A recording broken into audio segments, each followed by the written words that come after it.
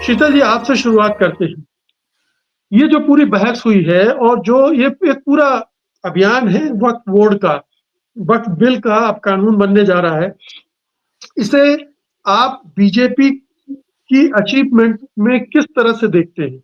अगर इसे बीजेपी अपनी उपलब्धि माने, तो उसे किस तरह से उसकी व्याख्या होगी? देखिए, बीजेपी जिसका मूल आरएसएस से है, उनकी स्थापना ही इस बात पे थी कि जो ऐसे मसले हैं जो जिससे मुसलमान या अकलियत के लोग प्रभावित होते हैं और जिससे वो उनको निशाने पर लेकर अपने को उनसे श्रेष्ठ साबित कर सकते हैं, वो सारी चीजें उनको फायदा राजनीतिक रूप से करती है। जिसे हम मोटे टर्म में, पॉलिटिकल टर्म में कहते हैं कि पोलराइजेशन की जो पॉलिटिक्स है। तो ये पोलराइजेशन के लिए जरूरी है कि ऐसे मुद्दे लगातार उनके पास आते रहे, क्योंकि उन्हें एक चीज से हमेशा लड़ना है। जो हिंदू धर्म में जाति व्यवस्था है, ये उनके आड़े आती है, और जाति व्यवस्था की जो कुरीतियां हैं जो बहुत गंभीर हैं, वो उनके लिए चैलेंज है। उसको ढकने के लिए जरूरी है कि एक हिंदुत्व का जो एम्ब्रेला बनाया जाता है या बनाया हुआ है, उसमें सबको एक बाड़े में रखने के लिए हमेशा ऐसे मामले बर्नर पे हों जिनकी वजह से मुसलमानों की कमजोरियों की बात हो या उनकी गलतियों की बात हो, या है चाहे वो गलती हो या ना हो, लेकिन वो एक परसेप्शन में गलती अगर बन सकती हो तो उसकी बात होती रहे और उन चीजों पर लोग केंद्रित रहे। उस लिहाज से आप कह सकते हैं कि उनको एक सफलता मिली है। 370 हुआ, 3 तलाक हुआ, यूसीसी पे जो बातचीत होती रहती है, इस तरह के जितने भी मसले हैं, ये सब यही एक काम करते हैं कि पोलराइज करते हैं। और जो इनका अपना जो हिस्सा इनके साथ कथित विचारधारा के तौर पर जुड़ा हुआ है, वो दरअसल विचारधारा है ही है यही। वो मुसलमानों से, ईसाइयों से और आजकल सिखों से भी और किसी भी किस्म की अकलियत से घृणा से उपजती है। जितनी नफरत उनके विरुद्ध हो सके, उससे इसका खाद पानी चलता है। और ये काम करने में आप मानेंगे कि उनको फिर सफलता मिली।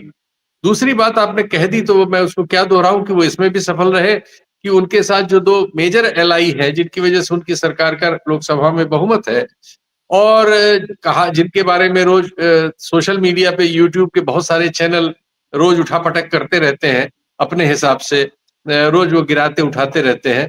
उन लोगों के लिए भी बीजे आप कह सकते हैं कि जो राइट विंग है, उसने एक बड़ी लात उनकी कमर पे मारी है कि तुम क्या चलाते रहते हो, ये देखिए हमने ये अपना वोट बैंक तक खतरे में डाल के हमारे साथ खड़े होने को तैयार है। हालांकि उसमें एक लाइन बात आई है जिसको तो मंत्री जी ने बोल दिया कि वो जो है, जो पहले जो कुछ हो चुका है उसको ठीक नहीं करेंगे, भविष्य में जो चीजें होंगी वो अब इस नए कानून के तहत होंगी। तो ये एक लीवरेज है जो मांग रहा था जदयू, और कहते हैं कि अंदर से इसको चंद्रबाबू नायडू ने भी ओके किया था। तो वो बताने के लिए अपने कुनबे में वो है। लेकिन एक इससे अलग बात है जो सामने नहीं आई लेकिन अंदर अंदर चल रही है। देखिए, आरएसएस और ये हिंदुत्ववादी संगठन बीजेपी सरकार भी इस बात पर लगातार काम कर रहे हैं कि जो अशराफ और पसमादा का विभाजन है मुसलमानों में, और उस विभाजन के बीज हैं सर्वत्र, उसके उसके बहुत सारे पॉलिटिकल सबूत भी हैं। यूसुफ बैठे, इनको बहुत बेहतर तरीके से पता है ये सब्जेक्ट। तो ये जानते हैं कि इस तरह के प्रयोग राजनीति में फसलें पैदा कर सकें। बीजेपी इस पे बहुत सीरियसली काम कर रही है, और ऐसे बहुत से स्वर जिन्होंने पसमानदा आंदोलन को एक समय में पैदा किया, उनमें से बहुत सारे उनके साथ नहीं है, लेकिन उनमें से बहुत सारे नए स्वर वो खरीदने में कामयाब हुए। टैक्टिकली उन्होंने उत्तर प्रदेश में आज एक पसमानदा समाज के आदमी को उत्तर प्रदेश सरकार में मंत्री बना रखा है।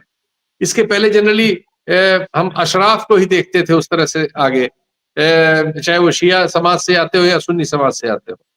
तो ये एक टैक्टिकल काम वो कर रहे हैं, जैसा वो करते हैं हर जगह, कि वो है सवर्णों की पार्टी, एक तरह से स्पष्ट रूप से नजर आता है सवर्ण हिंदुओं की पार्टी, जिसमें उनके हितों का वो प्रतिनिधित्व करते हैं।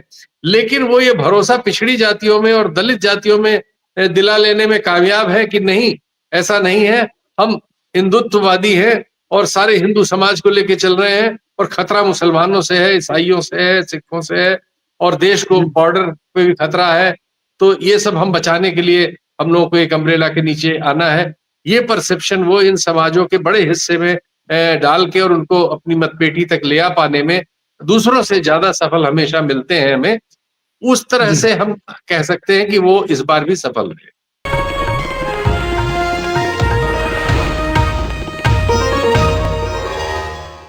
Copyright disclaimer under Section 107 of the Copyright Act 1976. Allowance is made for fair use for purposes such as criticism, comment, news reporting, scholarship, and research. Fair use is a use permitted by copyright statute that might otherwise be infringing.